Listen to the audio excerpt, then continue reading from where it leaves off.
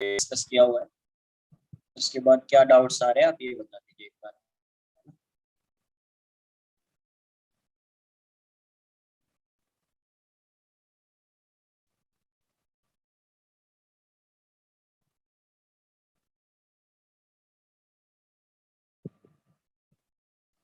Last 82 84 देख लेते हैं। 82 84 ठीक है। 22 31 43 45 ठीक है। 43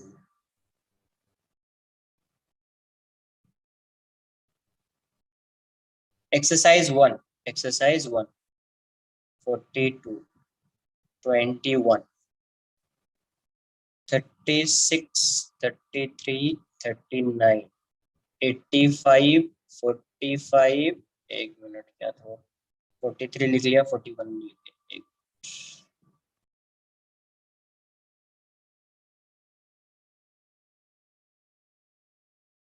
45 के बाद क्या है 41 25 33 31 लिखा हुआ है 40 42 ठीक है।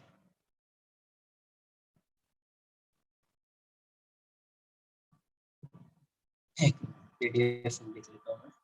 हाँ आज डाउट्स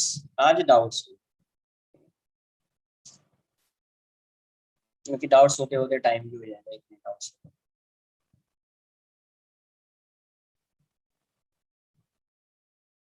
26 27 37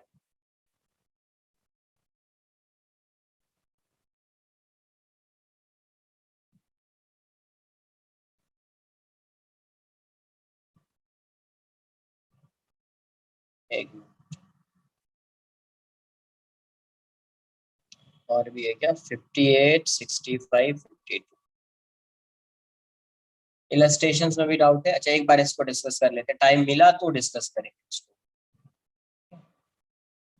टाइम मिला तो डिस्कस करेंगे। 66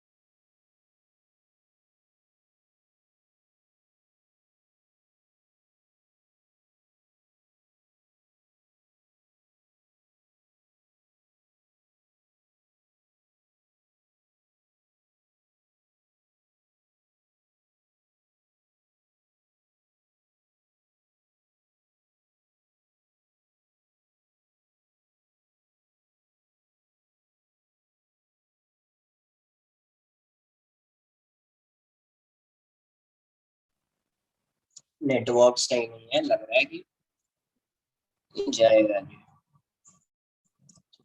21 जो डाउट है उसको अभी रह इसमें कुछ कॉन्सेप्ट बताऊंगा टॉपलिंग वाला कॉन्सेप्ट तभी होगा शायद है ना। इसको रहने दो 22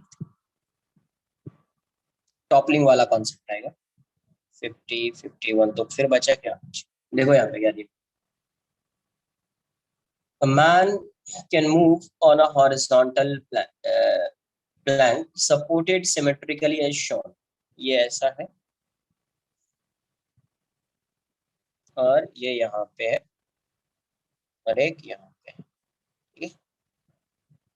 यहाँ से यहाँ तक का जो डिस्टेंस है वो 1 मीटर है, यहाँ से यहाँ तक का डिस्टेंस जो है ये 1 मीटर है, और यहाँ से यहाँ तक का जो डिस्टेंस है वो 1 मीटर है। ये ए है और ये बी है, मैन मूव कर रहे हैं, और यहाँ से डिस्टेंस ले रहे हैं, यहीं से x इक्वल्स टू 0 देख लीजिए क्या दिया, ठीक है। The variation of normal reaction on support A with distance x of the man from the end of the plank. Okay, यहाँ से x लिया, यहाँ से ये x equals to 0, यहाँ पे यहाँ से x लिया। तो आपको बताना है कि ये नॉर्मल रिएक्शन जो ये लगा रहा होगा सपोर्ट ए इस पे, उसका वेरिएशन x के साथ क्या होगा, उसका वेरिएशन, ट्रायंगल इज 4 दिया हुआ है, 4 मीटर है, ठीक है। तो कोई नहीं, तो यहाँ से अभी क्या करते हैं, ये x डिस्टेंस पे है, तो आप क्या करो, कोई भी डिस्टेंस x आप कंसिडर करिए, कोई भी डिस्टेंस आप x कंसिडर कर लीजिए। मान लीजिए मान यहाँ पे नहीं बना के मैं यहाँ पे बना देता हूँ, और ये वाला डिस्टेंस x है, सपोज यहाँ से यहाँ तक का डिस्टेंस x।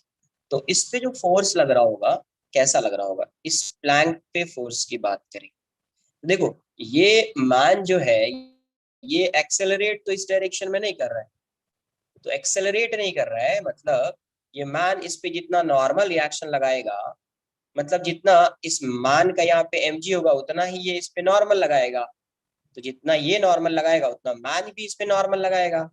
तो यहाँ पे ए वाले पॉइंट पे नॉर्मल लग रहा है Na, बी के सपोर्ट पे नॉर्मल लग रहा है Nb, और कहीं यहाँ पे मान है ये इस डायरेक्शन में नॉर्मल लगा रहा होगा N, और N की वैल्यू हो जाएगी mg, इस N की वैल्यू क्या हो जाएगी mg, है ना। और ये प्लैंक का भी कुछ वेट दिया है क्या, मान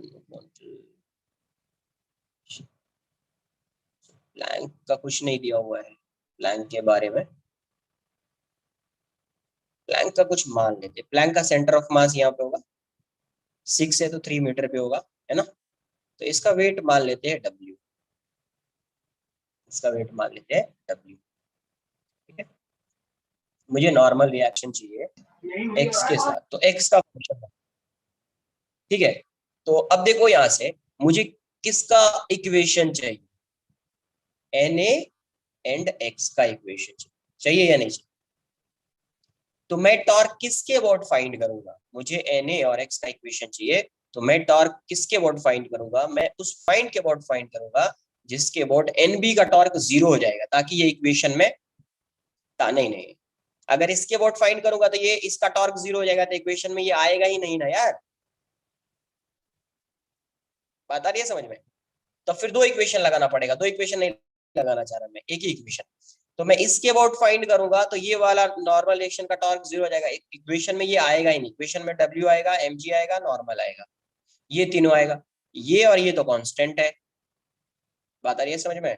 तो ये वाला कांस्टेंट, अब अपने को पता है कि ये पूरा 6 है, तो ये 3 पे लग रहा होगा, ये 1 है, तो ये लग रहा होगा कितने पे, 2 मीटर पे, और यहाँ से यहाँ तक का डिस्टेंस x है, ये पूरा डिस्टेंस 5 है, तो ये वाला डिस्टेंस हो जाएगा 5 माइनस x, और यहाँ से यहाँ तक का डिस्टेंस पता है अपने को 4 है ना। तो torque about point B, torque about point B, तो बी पॉइंट के अबाउट अगर आप टॉर्क देखेंगे तो रेस्ट में है तो टॉर्क 0 होना चाहिए, है ना, बट बी पॉइंट के बाद टॉर्क देखेंगे, इसका आएगा, इसका आएगा, इसका आएगा, देखो इन दोनों का जिस डायरेक्शन में आएगा इसका उसके ऑपोजिट डायरेक्शन में आएगा, इन दोनों फोर्स का ऐसा है अपवर्ड्स और इसका इनवर्ड्स, है ना, आउटवर्ड्स इन दोनों का और इसका इनवर्ड्स, मतलब इन दोनों का एंटी क्लॉकवाइज और इसका क्लॉकवाइज। तो इन दोनों का देख लो पहले कितना आएगा, W इंटू 2, और इसका कितना आएगा plus n into 5 minus x, और इसका कितना आएगा minus Na into 4, Na into 4, ये वाला तो 0 है, रेस्ट में है, तो ये क्या आ जाएगा 2W प्लस ये mg हो जाएगा, mg into 5 minus x minus 4Na, Na को इस साइड लाइए, तो 4Na इक्वल्स टू क्या आ रहा है 2W plus 5mg minus mgx, तो Na की वैल्यू क्या दिखेगी, तो ये 2W plus 5mg by 4 minus M G by 4 into X. अब देखिए यहाँ से ये वेरिएबल है, ये वेरिएबल है, ये पूरा टर्म कांस्टेंट है, तो बेसिकली ये हो गया y equals to C minus slope into X. Slope को एम नॉट बोल दीजिए, y equals to C minus M X का ग्राफ आएगा। इसका भी पावर 1 है, इसका भी पावर 1 है, तो y equals to C minus M X का ग्राफ आएगा। तो इसका ग्राफ कैसा हो जाएगा, ये x है, ये na है, negative slope, y intercept positive, ऐसा negative slope, y intercept positive, तो ग्राफ ऐसा। आई बात समझ में, क्लियर है ये? तो ये है आपका क्वेश्चन नंबर 26। अब कोई बोलता सर मैं इसके वॉट फाइंड कर लेता, इसके वॉट फाइंड करते तो एन बी का इक्वेशन आता, फिर एक और इक्वेशन लाना पड़ता आपको, ये रोटेट नहीं कर रहा है और मूव भी नहीं कर रहा है, तो टोटल फोर्स 0 हो जाता, तो वहां से आप फिर एनबी को रिप्लेस करते थे एनए के टर्म्स में, तो 2 इक्वेशन लाना पड़ता, तो ज्यादा बेटर है आप एनबी के यहाँ से ही टॉर्क ले लीजिए, इसका 0 आ जाएगा, तो सिर्फ इक्वेशन में एनए और एक्स दिखेगा, तो ऐसा आ जाएगा आंसर। तो ये आपका क्वेश्चन नंबर 22। नेक्स्ट है आपका क्वेश्चन नंबर 26 एंड 27।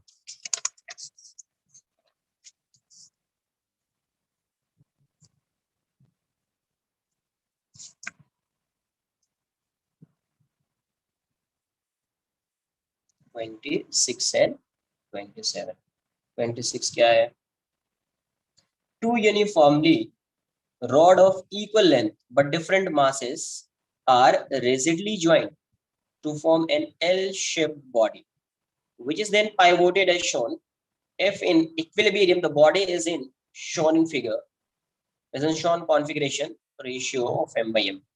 ये ऐसा है, एक रॉड है, इस पॉइंट के अबाउट ये हिंज है, ये एक रॉड है, और एक ये रॉड है, ऐसा ही ड्रॉ कर देता हूँ, एल शेप का है, मतलब ये 90 डिग्री पे है ना। अच्छा, ये एंगल जो दिया हुआ है ये 30 डिग्री है, तो ये 60 हो जाएगा। इसका लेंथ सेम है, uniform rod of equal length, ये भी एल और ये भी एल, इसका भी मास एम, ये स्मॉल एम और ये। तो अगर इसका मतलब है ये अगर रोटेट नहीं कर रहा है, क्योंकि ये इसके बहुत हिंज है, तो ये मूव तो नहीं कर सकता है ना, इसका कोई इस डायरेक्शन में एक्सेलरेशन, इस डायरेक्शन में या डाउनवर्ड डायरेक्शन में तो नहीं होगा, ये क्या कर सकता था, रोटेट कर सकता था इस पॉइंट के अबाउट। तो बट अगर ये रेस्ट में है, इक्विलिब्रियम में है, मतलब अभी टॉर्क भी 0 आ जाएगा इसका, तो टॉर्क को 0 करना है इस पॉइंट के अबाउट, तो टॉर्क 0 करना है, तो देखिए इसका सेंटर ऑफ मास यहाँ पे, यहीं पे mg लग रहा होगा, ये mg है, इसका सेंटर ऑफ मास यहाँ पे mg लग रहा होगा।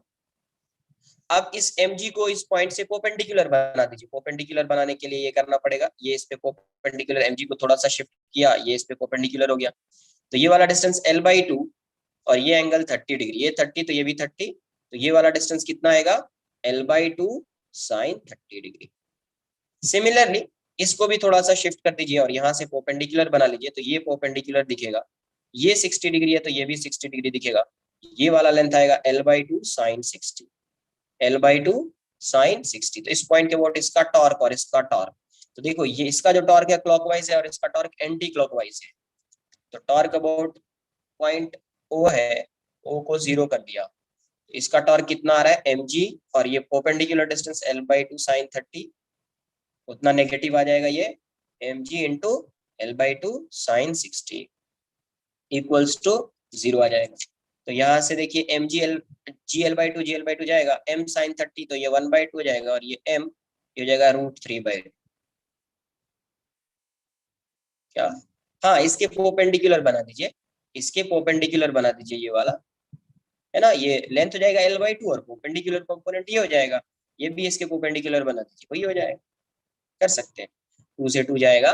तो आपको फाइंड करना था m/m, m/m का रेशियो जो आएगा √3 है, m/m का जो रेशियो आएगा वो √3 हो जाएगा। क्लियर है?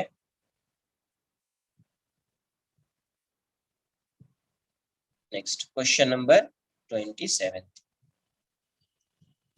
27 में क्या बोला गया है, right triangular plate ABC of mass m is free to rotate in the vertical plane about a fixed horizontal axis through A.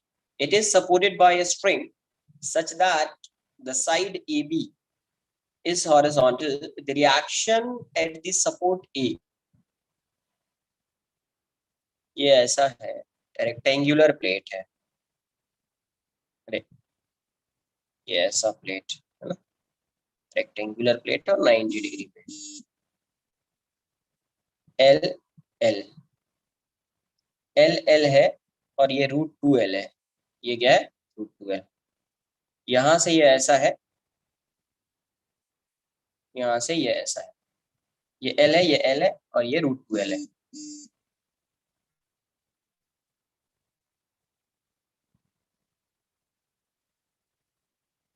ये एल एल है, ये √2L है, दिया हुआ right triangular plate ABC of mass m, इसका mass क्या है, m है,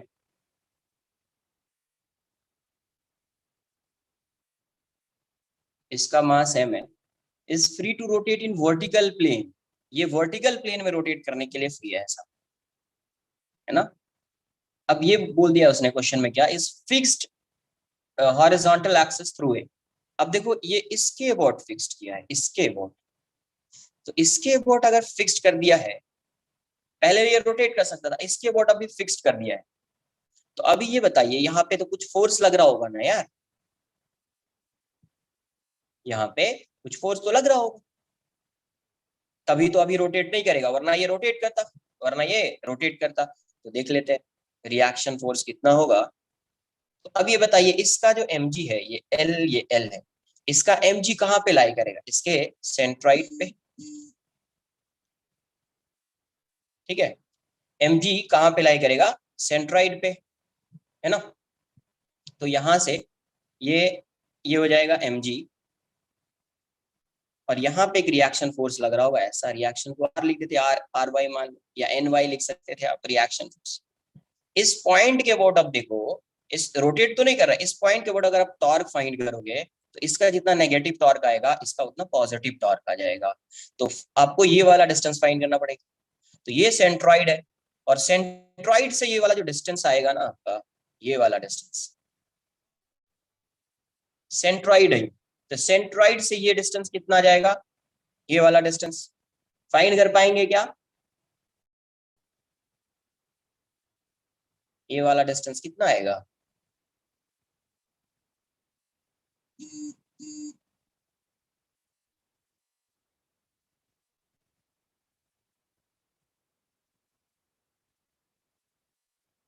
12/3, ये 12/3 रहेगा और ये L/3। तो अब इसके अबाउट अगर टॉर्क फाइंड करेंगे, तो इसका जो टॉर्क आएगा, इसका जो टॉर्क आएगा क्लॉकवाइज, इसका टॉर्क आएगा एंटी क्लॉकवाइज। तो आप लिख देंगे, मान लेते हो टॉर्क अबाउट पॉइंट हो 0, ये हो जाएगा RY × L, ये माइनस हो जाएगा mg × 12/3, तो यहाँ से इक्वल्स टू 0 आ जाएगा। RY की वैल्यू क्या आ जाएगी, 2mg/3, RY की वैल्यू क्या हो जाएगी, 2mg/3,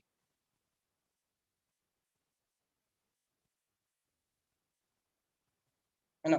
RY की वैल्यू यहाँ से, और ये वाला कैसे फाइंड करेंगे, ये L दिया हुआ है, ऐसे समझ लेंगे, ये सेंट्रॉइड है, तो सेंट्रॉइड जो है, हाँ, एक सेंट्रॉइड जो है वो क्या होता है, मीडियन का पॉइंट ऑफ इंटरसेक्शन होता है,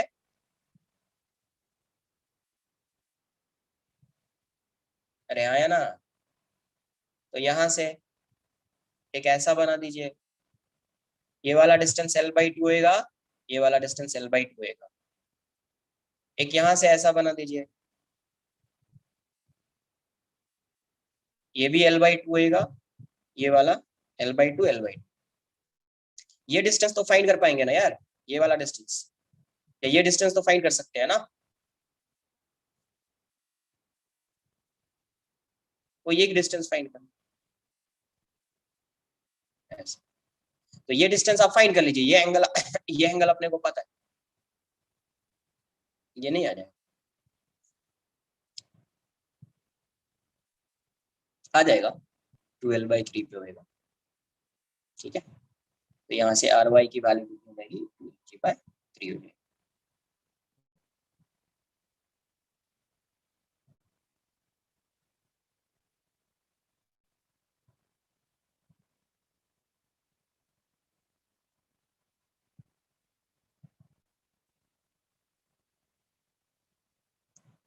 नेक्स्ट देख लेते हैं क्वेश्चन नंबर 26 27। देखो एक बार जब पूछा जाए ना तो उस टाइम पे बता दीजिए क्या डाउट्स है। 25 तो मैं वैसे भी नहीं बताऊंगा, क्योंकि इससे इससे टफ क्वेश्चन लेक्चर में कराया है, ठीक है। इससे टफ है, वहां पे दोनों दोनों कराया है। यहाँ पे फ्रिक्शन सिर्फ यहाँ पे है, वहां पे फ्रिक्शन यहाँ पे भी कंसिडर किया था और सॉल्व किया है क्वेश्चन, ठीक है। तो दोनों पे फ्रिक्शन था, यहाँ पे तो सिर्फ यहीं पे फ्रिक्शन, यहाँ पे तो स्मूथ सरफेस है। मैंने जो क्वेश्चन कराया आपको लेक्चर में, वो यहाँ पे भी फ्रिक्शन है, यहाँ पे भी फ्रिक्शन है। देखिए एक बार रॉड होगा और वो वैसा है, ठीक है। एक बार आप खुद से देखिए, मैंने सॉल्व कराया है।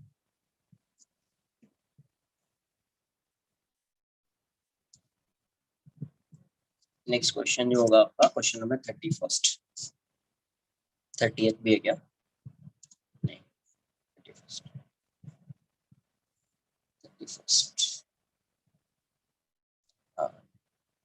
31st क्वेश्चन जो है ये इसी बार जेई एडवांस में भी डिट्टो क्वेश्चन आया था जेई एडवांस में।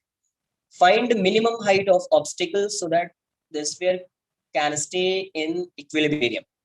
डिट्टो सेम क्वेश्चन था, स्टेटमेंट को उसने सिर्फ चेंज कर दिया था, बाकी क्वेश्चन सेम था। इस बार आया था जेई एडवांस में ये क्वेश्चन, मतलब 2020 में।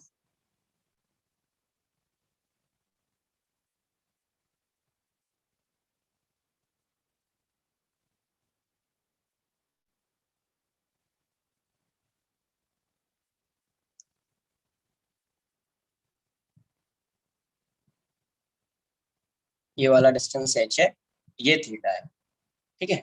अब ये यहाँ पे है, क्वेश्चन में क्या बोला, क्या फाइंड करना था आपको? Height, minimum height of obstacle, h की वैल्यू फाइंड। अब ये यहाँ पे ऐसा, ये इसको टच कर रहा है कुछ, सही से बना लो यार। ऐसा बना दिया कि अभी ड्रॉ ही नहीं होगा। रुको ऐसा कर देते हैं, थोड़ा इसको यहाँ से लेते हैं, ठीक है। और ये एंगल थीटा ले लेते हैं, इसको हटा दो, ज्यादा बेटर है दूसरा ही बना। 31st,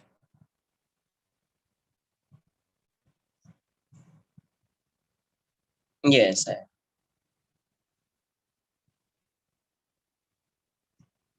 वर्टिकल लाइन ड्रॉ कर लीजिए, वर्टिकल में क्यों ड्रॉ किया वो बताऊंगा। ये ऐसा है और ये ऐसा है ना, ये ऐसा है।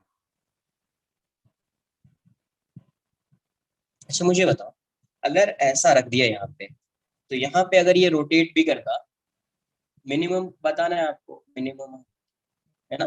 तो अगर आप यहाँ पे ये रोटेट भी करता, ये रोटेट भी करता, तो किसके वॉट रोटेट करता? इसके वॉट रोटेट करता, किसके वॉट रोटेट करता? तो इसके वॉट रोटेट करता,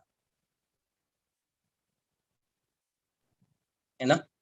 ये इसके वॉट ऐसा रोटेट कर जाता, तो इसके वॉट रोटेट करता। अब ये इक्विलिब्रियम में है। अच्छा ये बताओ, अगर इसके वॉट रोटेट करता तो इसको कौन सा फोर्स, किस फोर्स का टॉर्क आता जो रोटेट करा सकता था?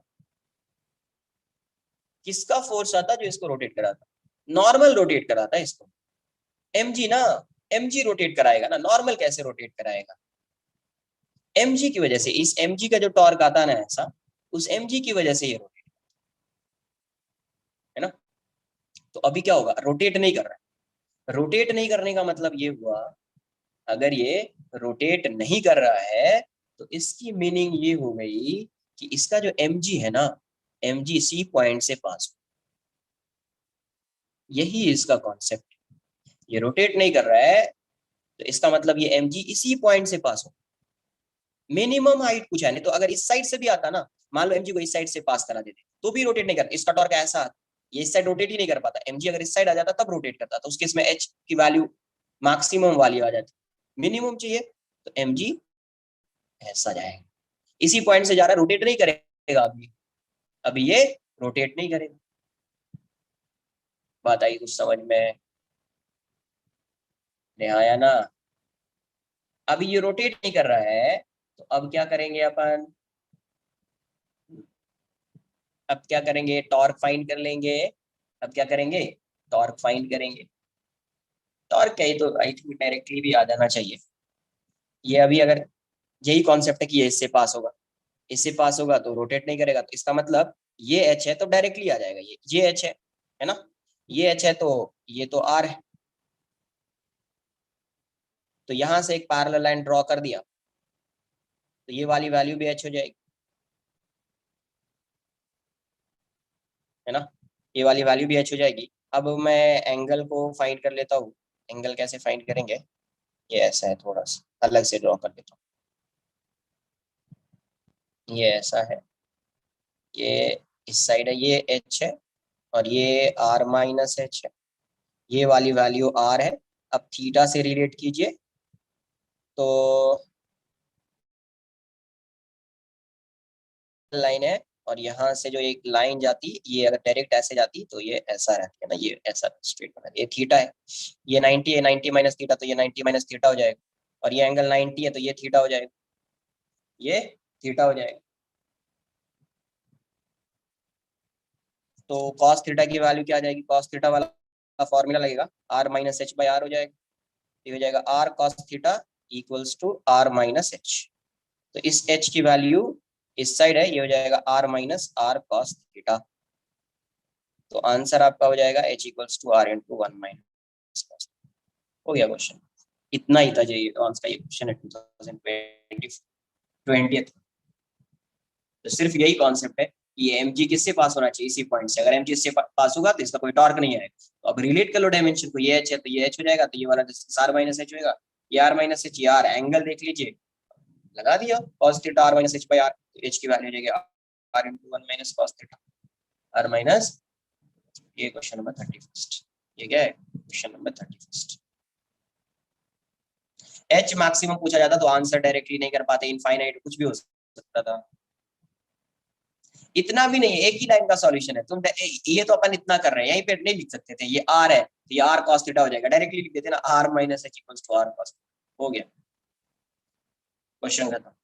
ये तो अलग अलग सॉल्व कर रहे हैं अपन, इतना डायरेक्ट इसे आर, ये वाला टेस्ट नॉर्मल क्या बोल रहे हो, नॉर्मल का टॉर्क, ये वाला इसका टॉर्क, ये बताओ ऐसा, इसको यहाँ पे ऐसा रख दिया, ठीक है, एक बॉडी को ऐसा रख।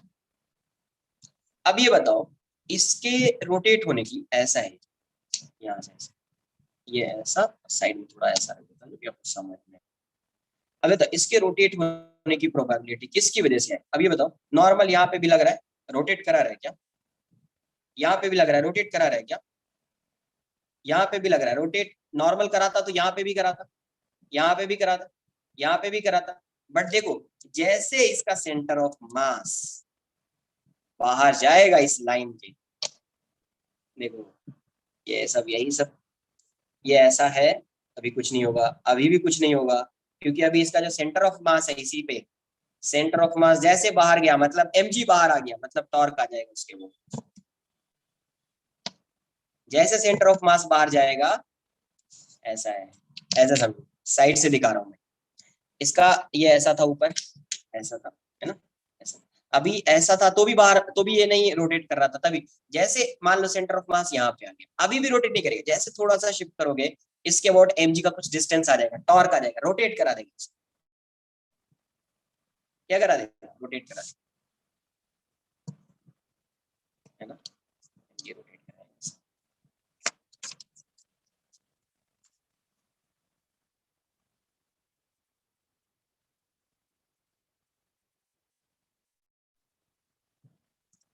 क्वेश्चन नंबर 33,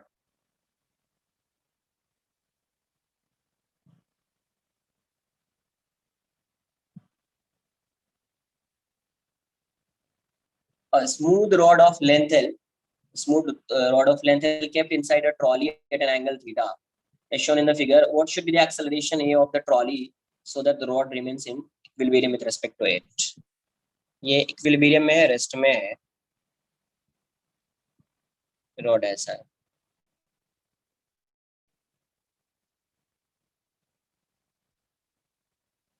ये इस डायरेक्शन में जा रहा है ये से, ठीक है।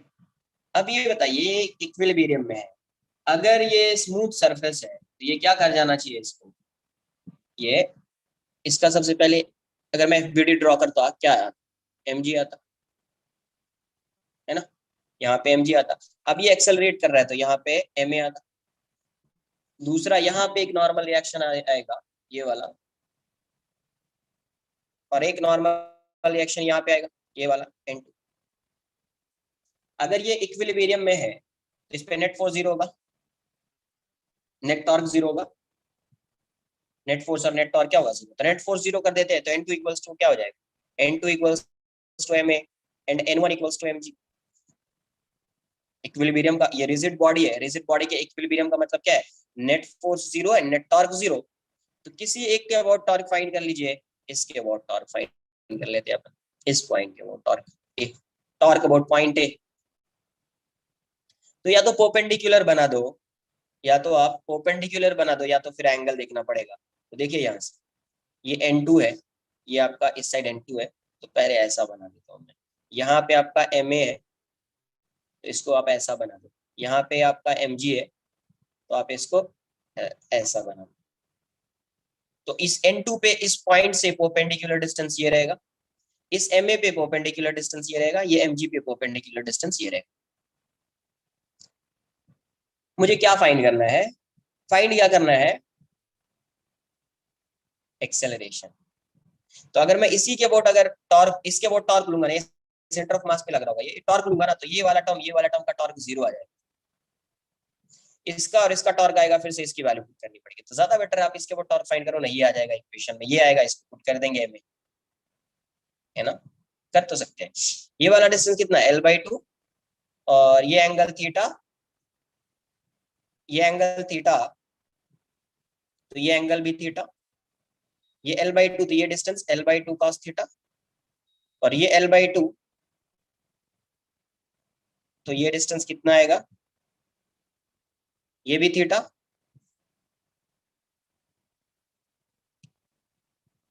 ऐसे समझो। ये इतना समझ में आया क्या कि इस पे mg डाउनवर्ड डायरेक्शन में लगेगा, ये कांटेक्ट में नॉर्मल लगेगा, इस साइड नॉर्मल लगेगा, ये इस साइड एक्सेलरेट कर रहा है तो सूडो फोर्स इस साइड लगेगा।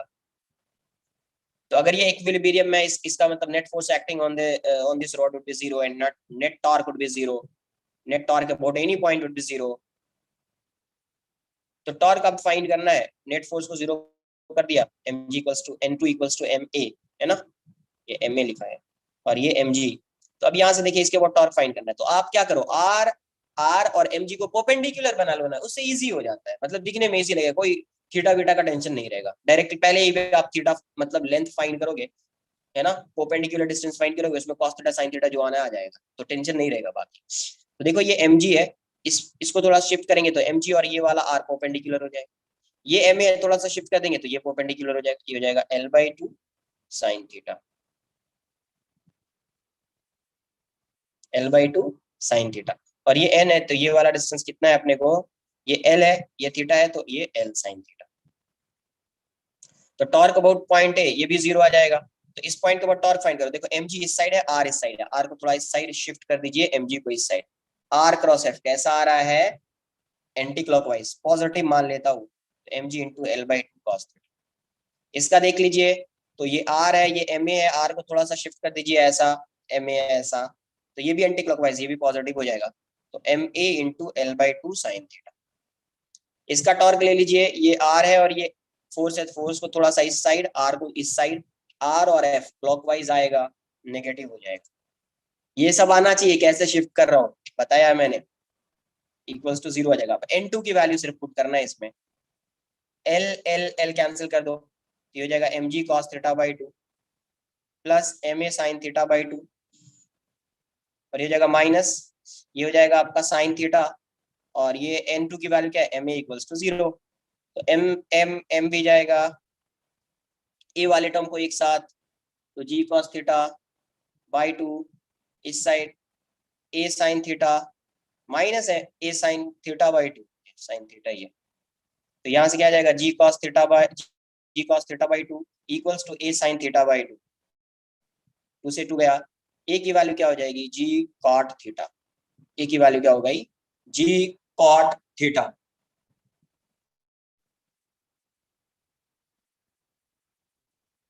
जी कॉट थीटा, ए की वैल्यू क्या हो जाएगी, जी कॉट थीटा।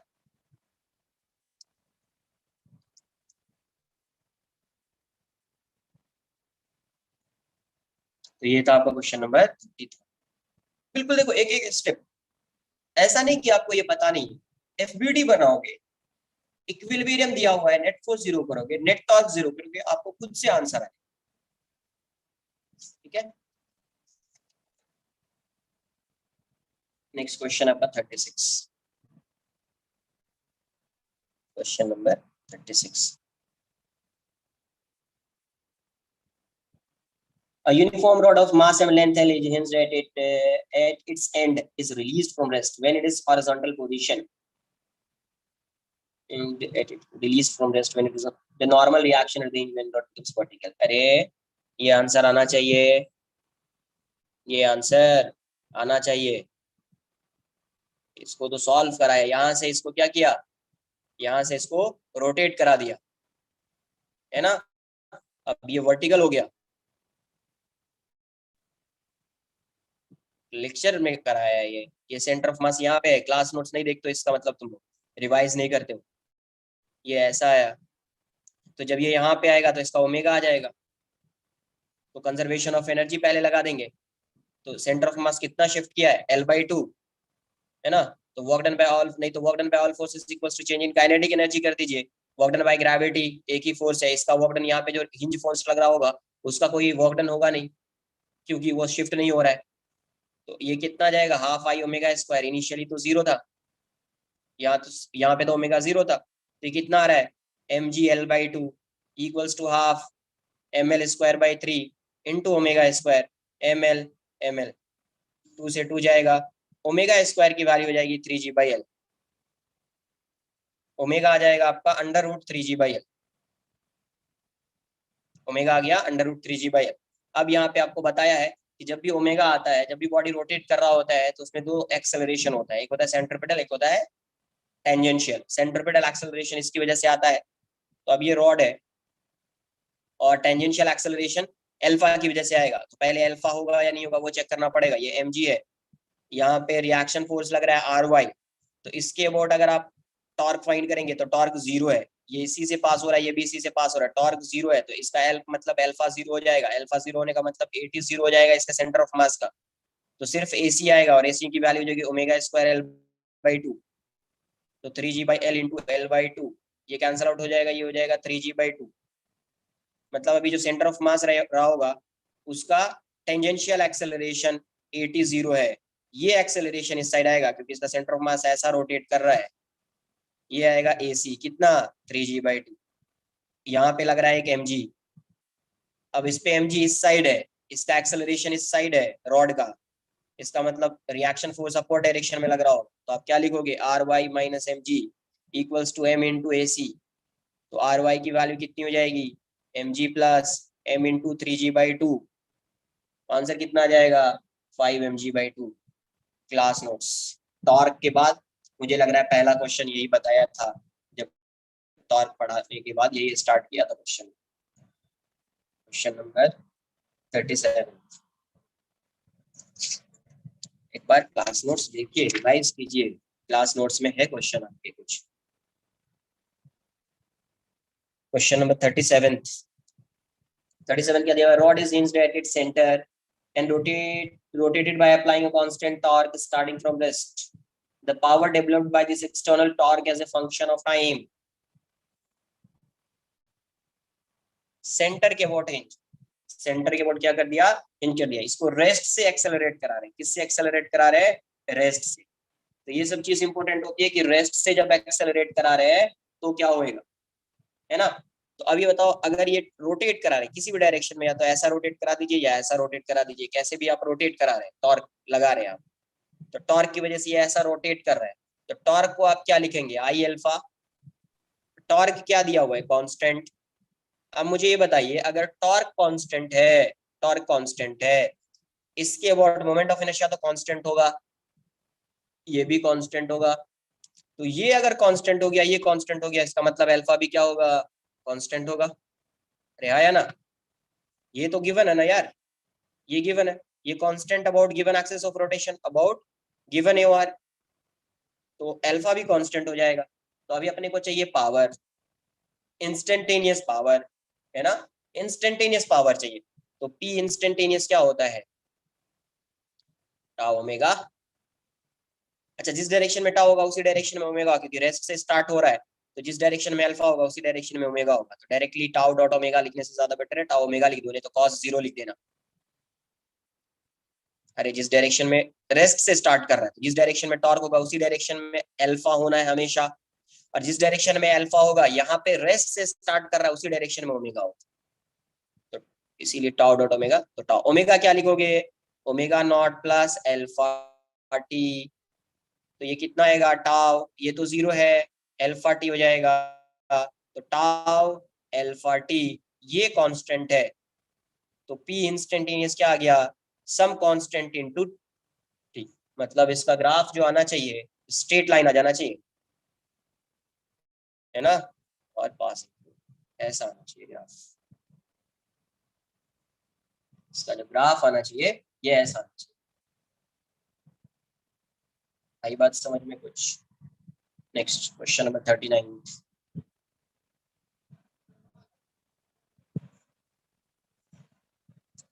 कुछ कर रहे हैं, सिंपल सिंपल तो दिख रहा है मुझे अभी।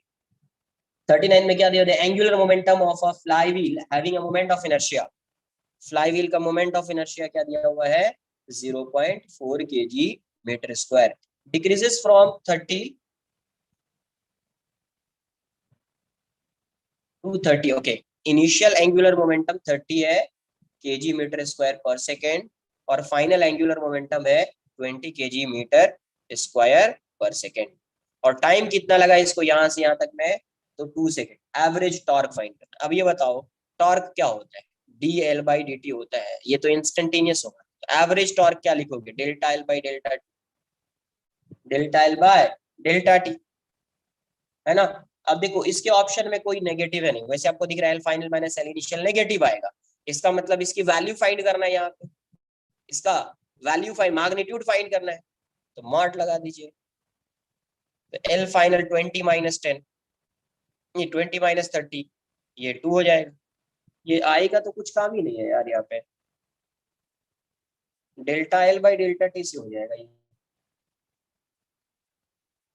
है ना, delta L by delta T से आ जाएगा, तो 5 आ जाएगा फिर, 5 न्यूटन मीटर, है ना, 5 न्यूटन मीटर। आई बात समझ में कुछ, आंसर ये आ जाएगा इसका। तो ये था क्वेश्चन नंबर 39। हाँ, कंफ्यूज करने के लिए ये आई का कोई यूज इसमें नहीं। नेक्स्ट देख लेते हैं क्वेश्चन नंबर 40th।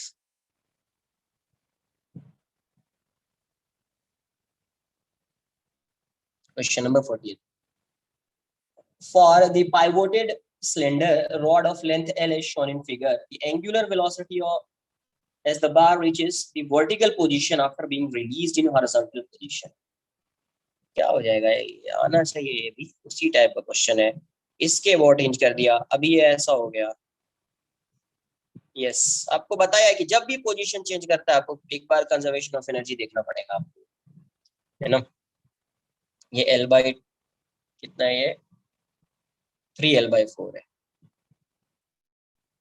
ये L/4, ठीक है। किसी एक को रेफरेंस मान लीजिए, किसी एक को रेफरेंस मान लीजिए, ठीक है, और रेफरेंस, किसी एक को रेफरेंस कंसिडर कर लीजिए और फिर उससे आंसर करेंगे अपन, ठीक है। नहीं तो फिर पोटेंशियल एनर्जी वाला कॉन्सेप्ट लगाना पड़ेगा, और दूसरा कुछ है नहीं। तो इसका सेंटर ऑफ मास L/4 पे होएगा, यहाँ सेंटर ऑफ मास है, अभी इसका सेंटर ऑफ मास यहाँ पे आ गया, ये L/4 है तो ये भी L/4। तो बेसिकली इसका सेंटर ऑफ मास कितना मूव किया है, तो L/4 मूव किया है डाउनवर्ड डायरेक्शन। सेंटर ऑफ मास कितना मूव किया है, तो डाउनवर्ड डायरेक्शन में L/4 मूव किया है। तो अभी यहाँ पे आपको क्या चाहिए, एंगुलर वेलोसिटी चाहिए। अभी यहाँ पे आपको एंगुलर वेलोसिटी चाहिए, तो आप क्या लगाओगे, work done by all forces equals to change in kinetic energy है ना। तो work done by gravity equals to K final half I omega square, initially तो 0 है, तो वर्क डन बाय ग्रेविटी कितना आ रहा है, mg L/4, mg L/4 ही आया है, इसका centre of mass half I. अब देखो आई कैसे फाइंड करना पड़ेगा, ये इसके अबाउट रोटेट कर रहा है, इसका सेंटर ऑफ मास यहाँ पे है, ये वाला डिस्टेंस L/4 है, तो सेंटर ऑफ मास के अबाउट क्या होता है, सेंटर मास के अबाउट होता है mL²/12, है ना, प्लस ये आ जाएगा पैरेलल एक्सिस थ्योरम, यहाँ पे ऐसा और एक एक्सिस यहाँ पे ऐसा पैरेलल आ जाएगा, है ना। तो ये कितना आ जाएगा, mL/4 का स्क्वायर, mL/4 का स्क्वायर इंटू ओमेगा स्क्वायर। तो यहाँ से आ जाएगा आपका mg/L/4 equals to half mL²/12 plus mL²/16 into omega square.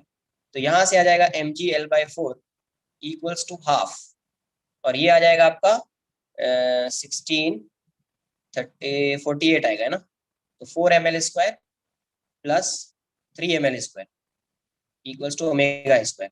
तो 4 से 12 टाइम्स में जाएगा, तो 24 mgl equals to 7 mL² into omega square, ml। तो यहाँ से ओमेगा की वैल्यू कितनी आ जाएगी, 24g/7l। हाँ, सी आंसर आ जाएगा 24g/7। तो ये आपका आ गया 48। नेक्स्ट क्वेश्चन है आपका 41st, 42nd, 43rd, 44th। 41st देख लेते हैं।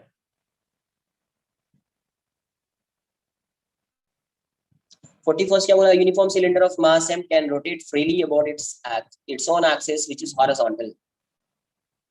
A particle of mass m not hangs from the air or uniform cylinder horizontal. ठीक है, a particle of mass m not hangs from the end of a light string wound round the cylinder which does not slip over it when the system is allowed to move. The acceleration of descending mass आना चाहिए। ये कैसा है, पहले ऐसे समझ लीजिए, ये है कैसा, ये ऐसा रहा होगा, रोटेट कर रहा है, मान लीजिए ये फ्रीली रोटेट, मान लीजिए एक एक्सिस है ऐसा बना दिया और इसको फिक्स्ड कर दिया इस एक्सिस, ये सिर्फ रोटेट कर रहा है, और यहाँ पे स्ट्रिंग है ऐसी, और इससे एक मास कनेक्टेड है ऐसा, है ना। इसका मास m है और इसका जो मास गिवन है m0। ठीक है, एक पेन चेंज कर, तो इसका मास m0 है, तो अब आपको इसका एक्सेलरेशन बताना है। अब ये बताओ सबसे पहले, ये रोटेट कर रहा है, तो रोटेट जब कर रहा है तो इसका मोशन आइडेंटिफाई कीजिए, इसका कैसा मोशन होगा, m0 का मोशन कैसा है, लीनियर m0 का मोशन कैसा होगा ये बताओ।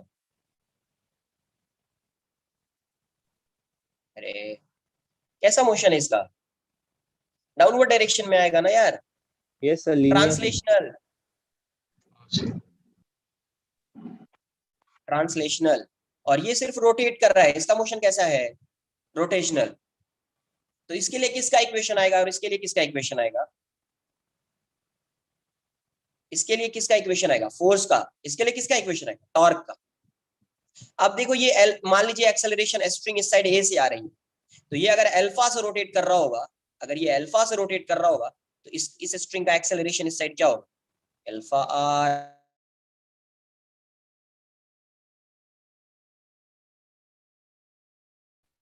साइड ए से आ रहा है ना, तो इक्वल्स टू अल्फा आर। अब इसका एफबीडी बना लेते हैं, tension T am not, tension T m0g, acceleration इस डायरेक्शन में,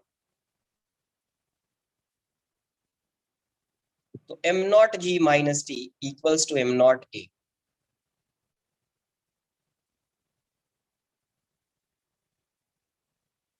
हाँ, इसी टाइप का क्वेश्चन किया है, वही कोई नहीं। इक्वेशन 1, इक्वेशन दूसरा इसका, इसको सॉल्व कर लेते हैं, दूसरा इसको सॉल्व कर लेते हैं। तो इसको कैसे सॉल्व करेंगे, इसको डायरेक्टली ऐसे देख के सॉल्व मत करना, साइड से देखना, साइड से तो समझ में आएगा टेंशन का डायरेक्शन क्या होगा, कैसा लग रहा होगा। साइड व्यू इसका बताया आपको, साइड व्यू से सॉल्व करना है। साइड व्यू कैसा होगा इसका, ये ऐसा दिखेगा आपको, इससे एक्सेस से पास हो रहा है, तो यहाँ पे जो भी टेंशन ये एक्सेस से पास हो रहा है ना, इसका mg यहाँ पे आएगा, और यहाँ पे टेंशन भी इस डायरेक्शन, और ये ऐसा रोटेट कर रहा है अल्फा से, तो सिर्फ किसका टॉर्क आएगा, इसका टॉर्क आएगा। तो टॉर्क ओ के अबाउट कितना आएगा, torque about O is T into R, R T, ये क्या होता है I alpha equals to T into R, ये डिस्क है, तो इसका कितना आएगा moment of inertia, M are square by two. Alpha को क्या लिखोगे, A by R equals to T into R, R से एक आर जाएगा, ये आर से ये आर कैंसिल आउट हो जाएगा, यहाँ से क्या आ गया, M A by two equals to T आ गया, इक्वेशन 2। तो put the value of T in equation 1 या फ्रॉम 1 and 2, फ्रॉम 1 and 2 क्या आएगा, M nought G minus M A by two equals to M nought A, T की value को put कर दिया, तो यहाँ से वैल्यू क्या आ जाएगी, M nought G equals to M nought A plus M A by two, तो M nought G equals to 2 M nought A plus M A by two, ये इस साइड लाइए, तो क्या आ जाएगा 2 M nought G equals to 2 M naught plus m into a, therefore acceleration would be what, 2 m naught g by m naught 2 m naught plus m, आ गया answer. इस type का क्वेश्चन किया है, सेट ऑफ क्वेश्चन किया है lecture में। तो ये था आपका क्वेश्चन नंबर 41, 42 भी है, देख लेते हैं 42।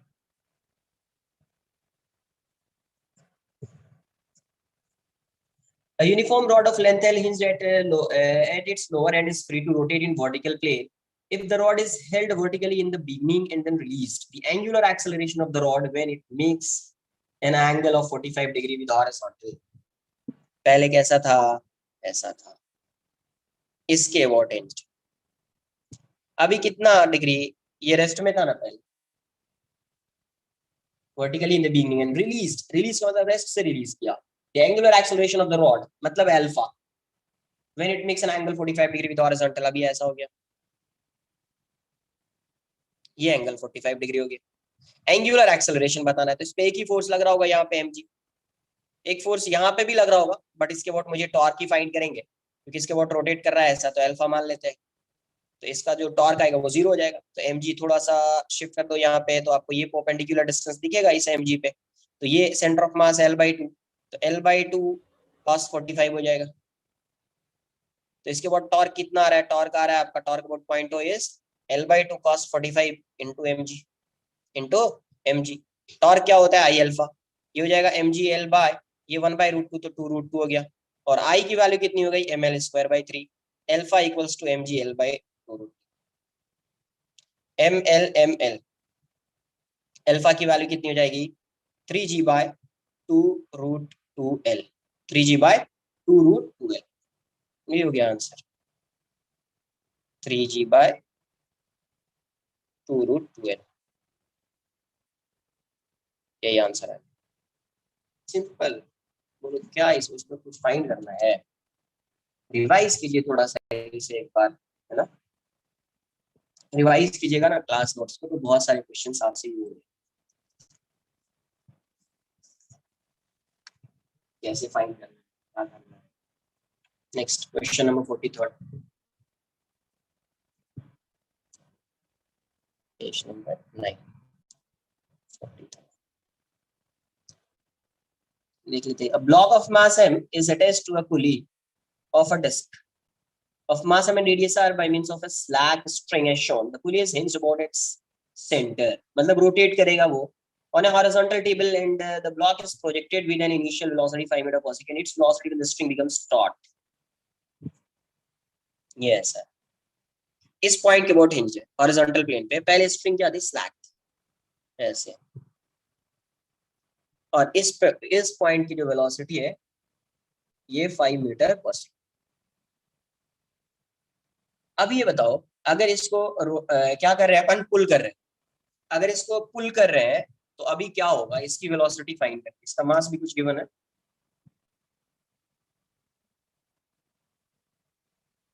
इसका कुछ मास गिवन है क्या, मास तो होना चाहिए ना कुछ, विदाउट मास कैसे आएगा, ब्लॉक ऑफ मास है, ब्लॉक है, ब्लॉक वही ना, ये तो फिर सॉल्व करना तो टफ हो जाता। पुली का मास इतना, डिस्क ऑफ इक्वल मास, इसका भी मास है। अभी बताओ, अगर ये हॉरिजॉन्टल प्लेन पे है, अभी लग भी रहा होगा तो एक mg लग रहा होगा, यहाँ पे भी mg लग रहा होगा। ये बताओ, अगर पहले ऐसा था, अभी ये ऐसा हो गया है, तो आप ये बता, इसकी वेलोसिटी को v मान, कोई टॉर्क लग रहा है, एक्सटर्नल टॉर्क आ रहा है यहाँ पे, एक्सटर्नल टॉर्क लग रहा है, कोई एक्सटर्नल एजेंट आके टॉर्क लगा रहा है? नहीं ना। जब एक्सटर्नल एजेंट कोई टॉर्क लगा ही नहीं रहा है, तो कोई एंगुलर मोमेंटम में कोई चेंज होगा? अरे हाँ या ना? तो अभी ये वाली स्ट्रिंग v से जा रही है, तो इसका ये वाला एंड कितने से रोटेट कर रहा होगा?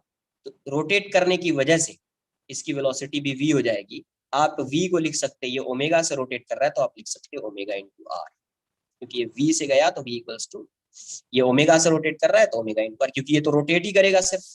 तो सिर्फ अगर ये रोटेट कर रहा होगा ओमेगा से, तो इस पॉइंट की वेलोसिटी आपको बताइए v equals to omega r, तो जितनी इसकी वेलोसिटी होगी उतने से ही आगे जाएगा।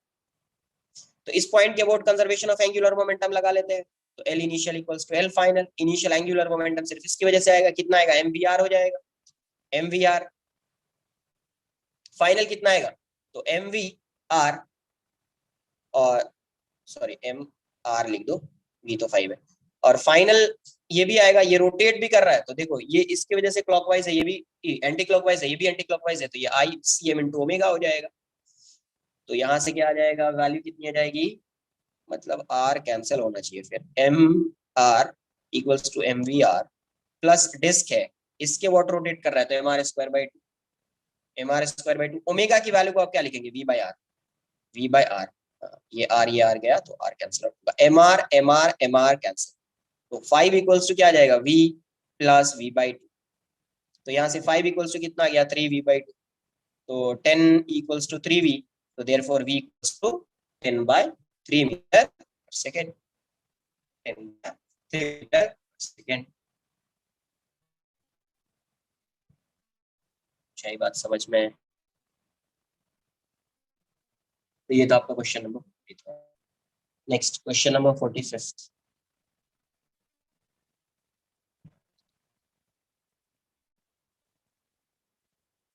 45th क्या दिया हुआ है? Small object is attached to light string which passes through a small object is attached to a light string which passes through a hollow tube.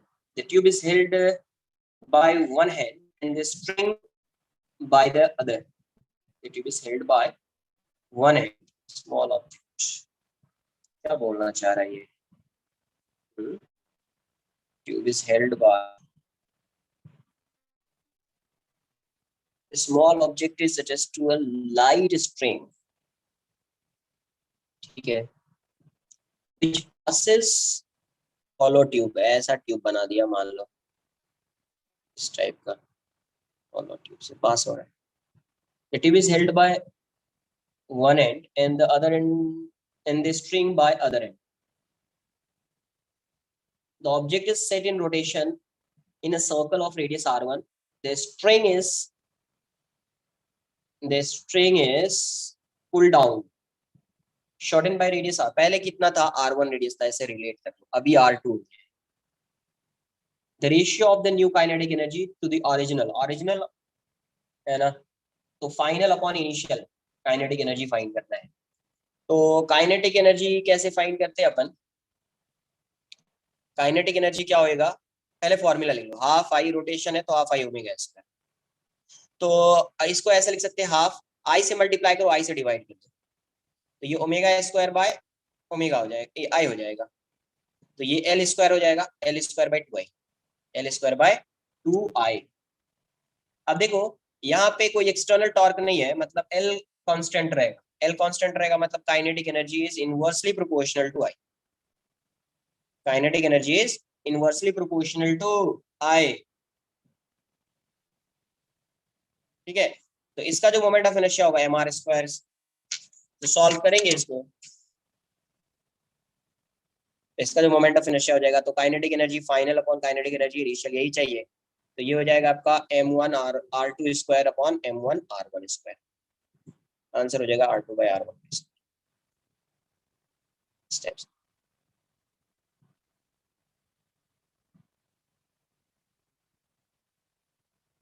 Inversely है ना, तो R1/R2 inversely R1/R2।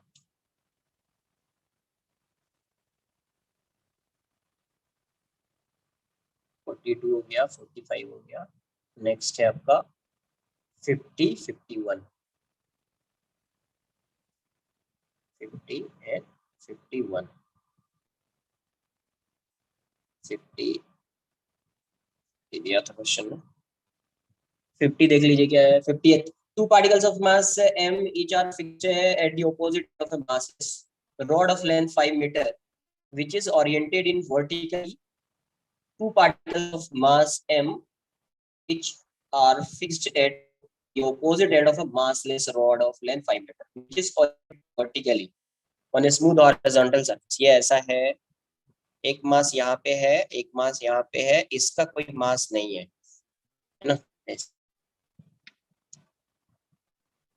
horizontal surface and released. Find the displacement of the lower mass on the ground when rod makes an angle 37 degree with the vertical. तो आपको ऐसा बताया कि अगर ये ऐसा है, रॉड ऐसा होता था, रॉड ऐसा होता था, तो अगर ये इस साइड भी आएगा तो इसका सेंटर ऑफ मास चेंज नहीं होगा। याद है ये क्वेश्चन सॉल्व किया है, इसका सेंटर ऑफ मास जो है वो चेंज नहीं होगा। तो ये यहाँ पे ऐसा है, ये ऐसा हो गया, इसका सेंटर ऑफ मास अभी यहीं पे रहेगा।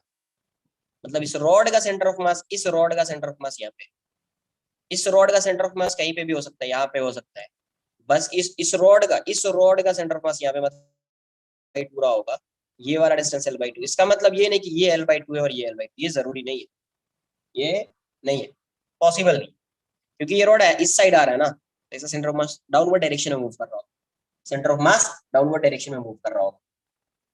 तो ये कितना मूव किया x, ये कितना मूव कर गया x, है ना। अभी एंगल है ये 53 डिग्री दिया हुआ है, ये कितना एंगल बना रहा है 53 degree with okay vertical, sorry vertical से एंगल बना रहा है 50, ये मतलब 53 डिग्री, तो ये 53 डिग्री होएगा। तो यहाँ से x को आप क्या लिख सकते हैं, x हो जाएगा L/2 साइन 53 की 37 है, अरे सही लिखा था 53, मैंने कहा से रीड किया 37, ये भी 37, 37, तो साइन 37 हो जाएगा। तो x की वैल्यू कितनी हो गई L/2 3/5, तो 3L/10, 3L/10, L की वैल्यू कुछ गिवन है क्या 5 मीटर, 3/10 इंटू 5, तो 5 2 हो जाएगा, तो 1.5 metre, 1.5 metre. Centre of mass हमेशा इसी लाइन के अलॉन्ग रहेगा, इसको ऑलरेडी मैंने एक बार डिस्कस किया हुआ। 51st,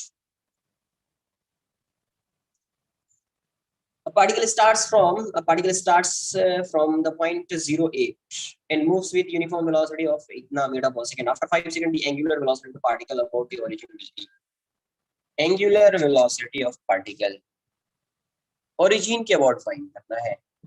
यहाँ से जा रहा है, ये 8 मीटर है, यहाँ से मूव कर रहा है, यूनिफॉर्म वेलोसिटी से मूव कर रहा है, कहीं यहाँ पे आ गया होगा, मान लीजिए कहीं यहाँ पे आ गया होगा, तो आपको इसके अबाउट इसकी एंगुलर वेलोसिटी बतानी। तो आपको बताया था कि आप पहले इस लाइन को ज्वाइन कर दीजिए,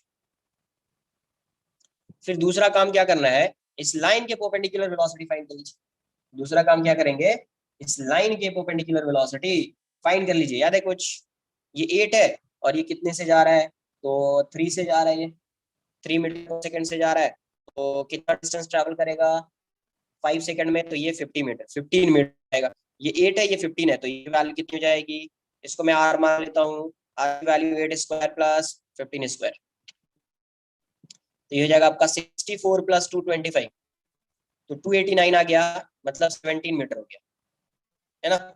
आप यहाँ से ये 3 मीटर पर सेकंड है, याद है वर्टिकल भी जो होता था वो आर के परपेंडिकुलर होता था, ये तो मूव नहीं कर रहा है, ये मूव कर रहा है, तो परपेंडिकुलर वाला कंपोनेंट ही हो जाएगा। इसको अगर मैं थीटा मान लूं, ये थीटा है तो ये भी थीटा होगा, ये थीटा है तो ये भी थीटा होगा, तो ये थीटा होगा तो ये साइन आ जाएगा, 3 साइन थीटा हो जाएगा। तो ओमेगा की वैल्यू क्या हो जाएगी, v relative perpendicular by r, तो रिलेटिव में यही आएगा, इसका तो कुछ है नहीं, ये हो जाएगा 3 sin थीटा अपॉन r, तो 3/r की वैल्यू 17, साइन थीटा यहाँ से क्या आएगा, साइन थीटा जाएगा दिस अपॉन दिस 8/17, तो आंसर कितना आएगा 24/289 रेडियन पर सेकेंड, 24/289 रेडियन पर सेकेंड। देखो बेसिक कॉन्सेप्ट कितना इंपॉर्टेंट है, बेसिक। हाँ जी,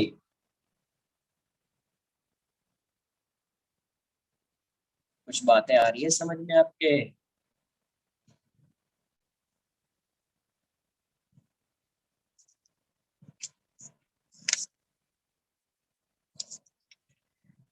नेक्स्ट पेज नंबर 47, नहीं 47 अभी नहीं दिया, 47, 48, 49 तो मैंने दिया ही नहीं अभी क्वेश्चन, अभी नहीं दिया आपको, है ना, क्योंकि पता है कुछ क्वेश्चंस मैं खुद से सॉल्व कराऊंगा फिर आपसे होगा वो सब। नेक्स्ट आपका है 52nd, 52nd में, हाँ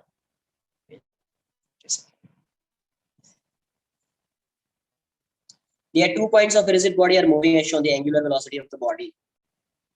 नहीं अभी तो नहीं फाइंड कर पाऊँ, 52 दिया था क्या मैंने, 52nd आपको दिया था क्या, 52nd अभी आपसे नहीं हो पाएगा, आपको इंस्टेंटेनियस एक्सिस ऑफ रोटेशन का कॉन्सेप्ट बताना पड़ेगा, फिर आएगा, फिर आएगा, छोड़ दो इसको, स्किप कर दो।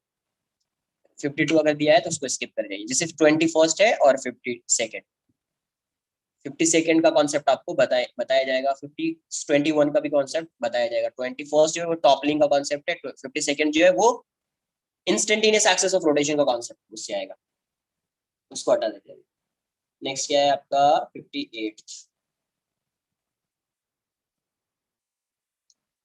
58 टू स्टेयर्स आर रोलिंग, दिया था two stairs are rolling with same velocity for their centre of mass, their ratio kinetic energy इतना द मासेस विल बी, तो आएगा ना, ये तो आ जाना चाहिए, 58 तो आना चाहिए ना, kinetic energy of 1 upon kinetic energy of 2, ये कितना आ जाएगा, ये दिया हुआ 1/2/1, काइनेटिक एनर्जी कितना होएगा, half I1 omega 1 square, half I2 omega 2 square, same velocity से रोटेट कर रहा है, ये रोलिंग है, रोलिंग है इसीलिए नहीं आया आंसर। 58 भी हटा दीजिए, 58 भी हटाइए, 3 क्वेश्चन यूं ही चला गया, 58 भी बताइए क्योंकि रोलिंग में अभी आपको कॉन्सेप्ट नहीं बताया, 58 क्या था, क्या ऐसे क्वेश्चन क्यों दे दिया मैंने, बताया नहीं दिया था ना, रोलिंग है, रोलिंग पार्ट बताया ही नहीं अभी तो, हाँ रोलिंग अभी बताया नहीं मैंने। Next, a cylinder cylinder uniform rod of length L is balanced vertically at a point P on a horizontal surface having some friction. If the top of the rod is displaced slightly to the right, find the position of center of mass at this time when the rod becomes horizontal, when the rod becomes horizontal, rod अगर horizontal हो जा रहा है, question number 66, तो अभी बताओ इसका centre of मास ये ऐसा है, ठीक है, ये ऐसा है, अभी ये इस साइड आ रहा है और हॉरिजॉन्टल हो जाएगा, अभी ये इस साइड आ रहा है और क्या हो जाएगा, हॉरिजॉन्टल। अभी बताओ इसकी टेंडेंसी, अगर ये ऐसे रोटेट कर रहा है, इसकी टेंडेंसी किस डायरेक्शन,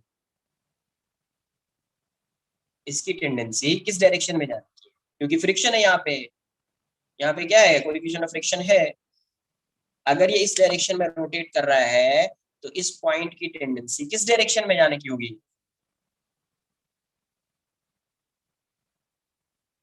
कुछ तो बोलो, इस डायरेक्शन में जाने की होगी ना यार, नहीं था,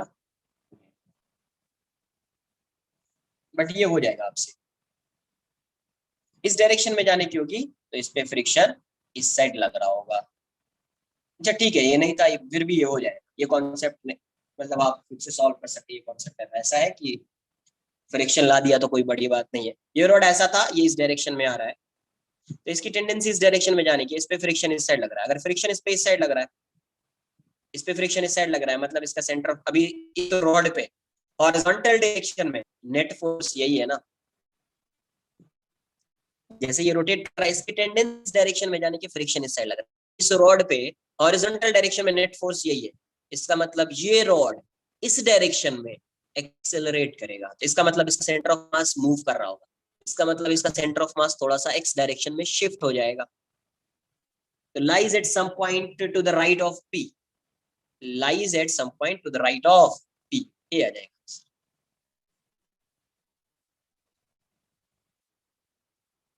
66। नेक्स्ट क्वेश्चन है 85, 82, 84, 85, 82, 82 देख लेते हैं क्या दिया हुआ है। 82, A uniform rod AB of length L and mass M is lying on a smooth horizontal table, ये स्मूथ सरफेस पे है रॉड, ये AB है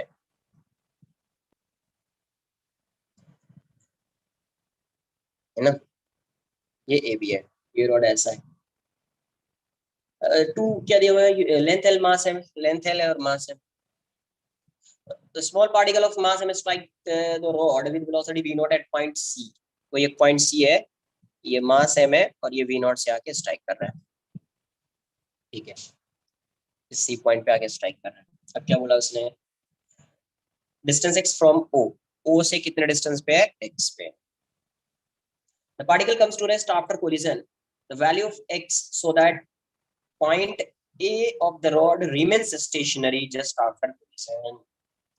अब मुझे ये बताइए, from the centre, centre of मास है इस रॉड का, तो जैसे आके ये स्ट्राइक करेगा ये रॉड ऐसा चलेगा, जाएगा या नहीं जाएगा। तो अगर ये रॉड ऐसा रोटेट कर रहा है, इसका मतलब इस रॉड की आफ्टर कोलिजन ये पार्टिकल तो रेस्ट में आ गया है, ये रॉड जो है सेंटर ऑफ मास के अबाउट ओ है, सेंटर ऑफ मास की कुछ वेलोसिटी होगी वीसीएम बोल दीजिए, और ये इसके अबाउट रोटेट भी कर रहा हो ओमेगा से, तो इस पॉइंट ए की भी वेलोसिटी क्या होगी इस डायरेक्शन में वीसीएम, और इस ओमेगा की वजह से इसकी वेलोसिटी इस डायरेक्शन में आ जाएगी omega into L by two, omega into L by,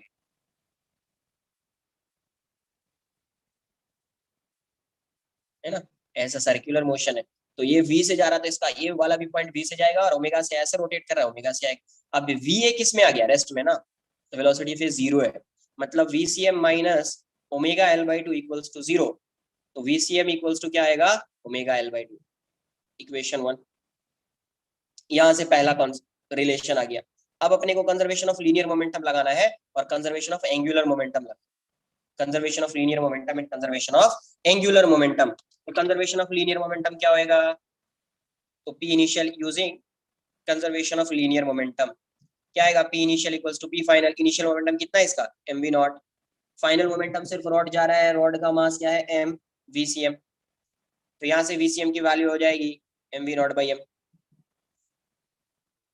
अब using conservation of angular momentum, conservation of angular momentum क्या आ जाएगा, तो सेंटर ऑफ मास ये ओ है और ये सी पे आ रहा था, स्ट्राइक कर रहा था, है ना, अभी सेंटर ऑफ मास के अबाउट फाइंड कर रहे हैं, तो l initial equals to l final, l initial कितना होगा m we naught into x, और इस l final centre of mass के अबाउट फाइंड करेंगे, ये वीसीएम हो जा रहा है, तो इसके अबाउट इसका कुछ नहीं आएगा, सिर्फ आई ओमेगा आएगा, m we naught x, I की वैल्यू कितनी सेंटर ऑफ मास के about m l square by 12 into omega, तो ये हो जाएगा m we naught x into m l square by 12, omega की वैल्यू को आप इस साइड से लिख दीजिए, ओमेगा हो जाएगा 2 VCM by L, 2 VCM by L कहाँ से आया फ्रॉम 1, इसको 2 मान लीजिए, तो यहाँ से एक एल कैंसिल कर दीजिए, यहाँ से क्या आ रहा है m we naught x equals to 2 ML VCM by 12, VCM की वैल्यू यहाँ से पुट कर दीजिए, 2 से 6 टाइम्स में जाएगा, ये हो जाएगा m we naught x equals to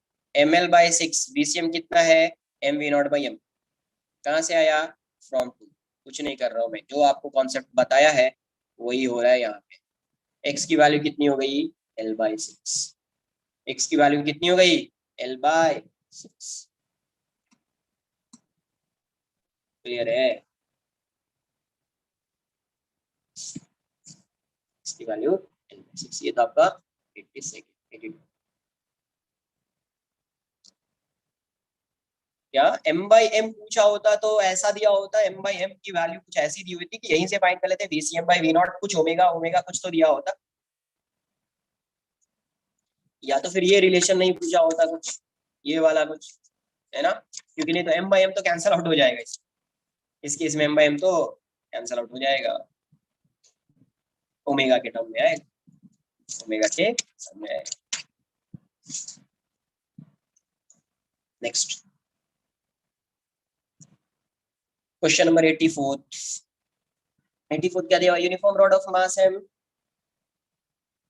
a uniform rod of mass m has an impulse applied to right angles to one end. If the other end begins to move with speed v, the magnitude of impulse is, ये ऐसा है, यहाँ पे impulse दिया j, यहाँ पे impulse क्या दिया j, तो ये किसके अबाउट रोटेट करेगा, तो सेंटर ऑफ मास के अबाउट रोटेट करेगा ऐसा ओमेगा से, है ना, और इसका मास m है, इसका मास क्या है m है, तो इम्पल्स क्या होगा, इसकी चेंज इन वेलोसिटी हो जाएगा, तो impulse equals to, sorry change in linear momentum, change in linear momentum, तो जे की वैल्यू, इसका लीनियर मोमेंटम कितना है, ये मान लीजिए ये VCM से जा रहा है, तो m इंटू VCM पहले तो रेस्ट में था, तो J इक्वल्स टू एक आ गया MVCM, इक्वेशन 1। दूसरा क्या आएगा, एंगुलर मोमेंटम का कॉन्सेप्ट, तो यहाँ से देखिए एंगुलर मोमेंटम JL, आपको ऐसा बताया है कि अगर J पे आके स्ट्राइक कर रहा है, ये वाला डिस्टेंस L/2 है, तो आप डायरेक्ट लिख सकते हैं एंगुलर इंपल्स क्या आएगा L/2 इंटू J, और ये क्या आएगा change in angular momentum L/2 into J, तो पहले ये रेस्ट में था, अभी ओमेगा से रोटेट कर रहा है, सेंटर ऑफ मास के अबाउट देख रहे हैं अपन, तो ICM इंटू ओमेगा, इसका तो कुछ होगा नहीं, L/2 इंटू J, ICM कितना mL²/2 into omega equals to JL/2, 2 से 6 टाइम्स में जाएगा, LCL कैंसिल आउट हो जाएगा, तो यहाँ से क्या आ रहा है आपको m ओमेगा/6 इक्वल्स टू J, ये L है, इक्वेशन 2। अब इस एंड की वेलोसिटी क्या है, v है, तो अब देखिए ये VCM से आगे जा रहा है और ये ओमेगा से रोटेट भी कर रहा था,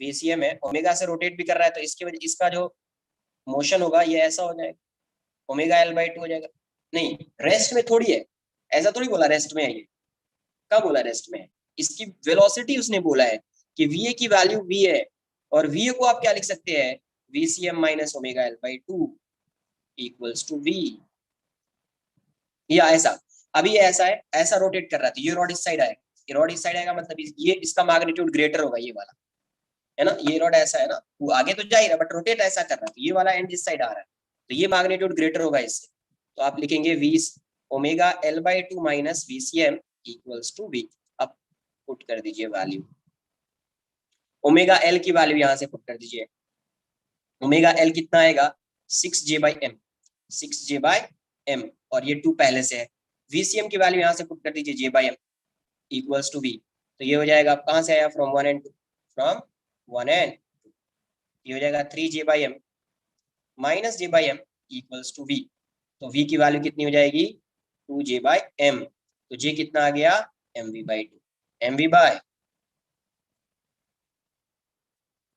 J की वैल्यू क्या हो जाएगी mv/2। हाँ जी, आ रही बात है समझ में, क्या चल रहा है यहाँ पे,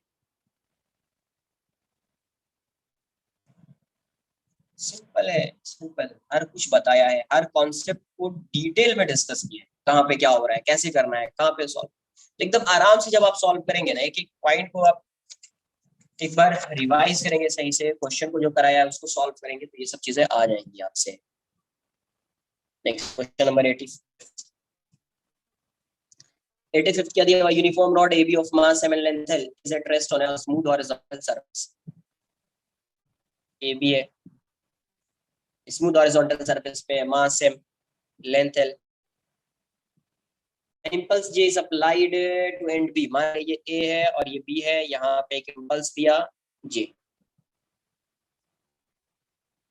perpendicular to the rod in horizontal direction, speed of particle P at a distance L/6 from the center towards A, यहाँ से L/6 पे एक पॉइंट P है, ठीक है, ये O है, मैं L/6 कहाँ से लिया यार, from the center, okay, towards A of the rod after time t equals to 5, ये ऐसा क्वेश्चन एक नहीं कराया है, उसमें एम भी जे नहीं था।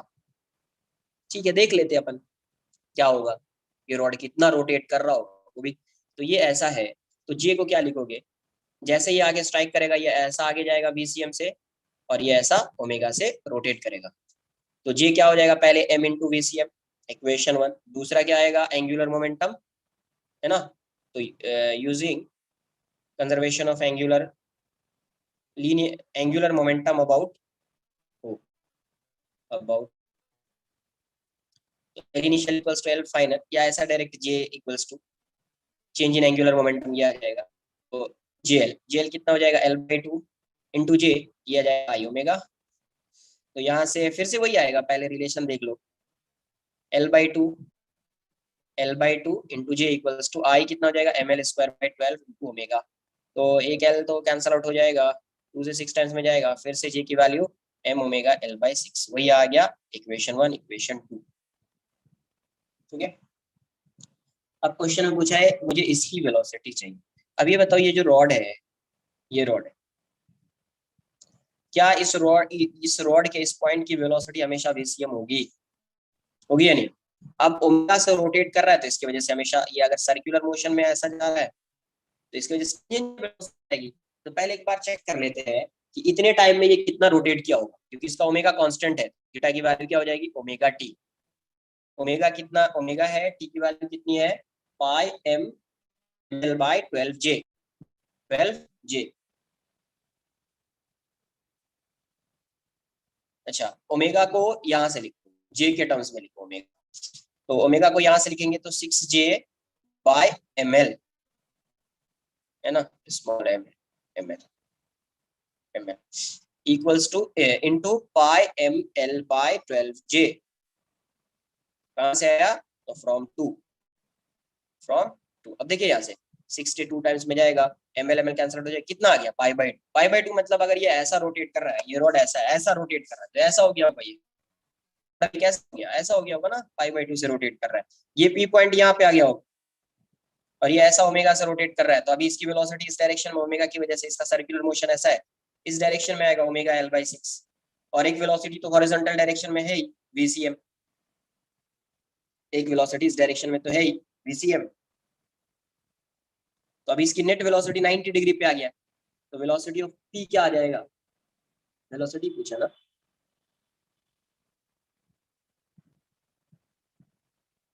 Speed of P. हाँ, तो वीपी आ जाएगा VCM² प्लस ओमेगा L/6 का स्क्वायर। आपको जे के टर्म्स में आंसर बताना है, तो VCM को आप लिखोगे इक्वेशन 1 से J²/m², J/m हो जाएगा, तो J²/m²। अच्छा, ओमेगा एल को आप क्या लिख सकते हैं, ओमेगा एल को आप लिख सकते हैं 6J/m, 6J/m, 6J/m into L/6 का स्क्वायर। तो यहाँ से 6 से 6 जाएगा, एक minute, omega L/6, VCM J/m आ रहा है, और ये ओमेगा L/6 आ रहा है, तो एल वाला टर्म तो जाना चाहिए यार, यहाँ पे एल वाला टर्म आएगा, omega L/6, 6J/m। Okay, L गया ना यार, एल तो गया, ओमेगा एल की वैल्यू किया, एल तो गया, तो ये कितना आ गया, हाँ J/m, ये कितना आ गया, तो J²/m² प्लस J²/m² कितना आएगा, √2J/m, √2J/, क्लियर है। आपके यही डाउट्स थे, तो आपका डाउट हो चुका है क्लियर, टाइम भी हो चुका है, परफेक्ट टाइमिंग, तुक्का लग गया, डाउट्स भी हो गए और टाइम भी हो गया। तो आपका एक्सरसाइज 1 के कुछ क्वेश्चन बचे हुए हैं, तो अब आपको आगे पढ़ाया जाएगा, तो फिर आपसे डायरेक्शन ऑफ फ्रिक्शन ये सब होगा, रोटेट कर रहा है या रोल नहीं है, तब सब क्वेश्चन आपसे होंगे। ठीक है, नेक्स्ट लेक्चर में रोल वाला पार्ट, मतलब कंबाइंड मोशन डिस्कस करेंगे, और कुछ होमवर्क में कंबाइंड आएगा कि नहीं, टीडब्ल्यूटी में अभी तक जितना हुआ है, आज के लेक्चर तक जितना हुआ है उतना ही रहेगा, इससे ज्यादा नहीं आएगा। नेक्स्ट लेक्चर में जो पढ़ाऊंगा वो नहीं आने वाला है, ठीक है। Okay sir. मतलब रोटेशन तक आएगा, मतलब एंगुलर मोमेंट, जो एंगुलर मोमेंटम वाला लास्ट पार्ट किया वही तक, ऐसा समझ लीजिए, आगे तक नहीं आने वाला। अभी बाकी है अभी जाएगा, अभी टाइम जाएगा, आपका जो एमटी आएगा एमटी से पहले कंप्लीट हो जाएगा, एमटी से पहले रोटेशन को कंप्लीट कर लेंगे, एमटी से पहले अपना रोटेशन जाएगा, फिर उसके बाद एसएचएम ग्रेविटेशन, और फिर उसके बाद 12th वाला टॉपिक आएगा। 12th में ज्यादा 6-7 चैप्टर रहेंगे, मेरे ट्रैक में हो जाएगा 6-7 चैप्टर, 6-7 1 2 3 1 2 3 4 5 6 चैप्टर्स मेरे ट्रैक में 6, और सेकेंड ट्रैक पे रहेंगे एक वो, और मॉडर्न फिजिक्स रहेगा, मॉडर्न फिजिक्स में 4-5 चैप्टर्स है, सिंपल सिंपल चैप्टर्स है, वो भी 6 मान लीजिए, तो फुली वो 2 मंथ्स वो, और 3-4 मंथ्स ये, 6 हो जाएगा, जल्दी हो जाएगा, ज्यादा नहीं लगेगा। 12th वाला 11 से सिंपल हो गया। करंट सेकेंड ट्रैक इजी है, उतना ज्यादा टफ तो नहीं, बट आपको वही है कि एक बार बेसिक्स आना चाहिए समझ में, जैसे ये रोटेशन है, रोटेशन में एक माइंड सेट हो जाता है स्टूडेंट का कि अरे ये तो बहुत टफ होता है, ये तो रोटेट कर रहा है, ये हो रहा है। अभी देखो, अभी तुम्हारे सामने सब क्वेश्चन सॉल्व किया, कुछ ऐसा है जो नहीं बताया है कि नहीं अरे यहाँ पे ट्रिक बता रहा हूँ, नहीं ना, बिल्कुल आराम से सॉल्व किया, जो कॉन्सेप्ट बताया उसी कॉन्सेप्ट से सॉल्व किया, तो बिल्कुल जब आराम से क्वेश्चन को सॉल्व करोगे ना, क्वेश्चन सॉल्व होगा, टाइम थोड़ा दोगे ना क्वेश्चन सॉल्व, फास्ट फास्ट करने के इसमें रहोगे तो थोड़ा टफ जाएगा, फास्ट फास्ट नहीं करना, आराम से ही करना है, थोड़ा टाइम लगेगा, एक बार चैप्टर आ जाएगा ना उसके बाद तुम बहुत फास्ट लगोगे। ठीक है, चलो आज के लिए इतना ही, बाय बाय।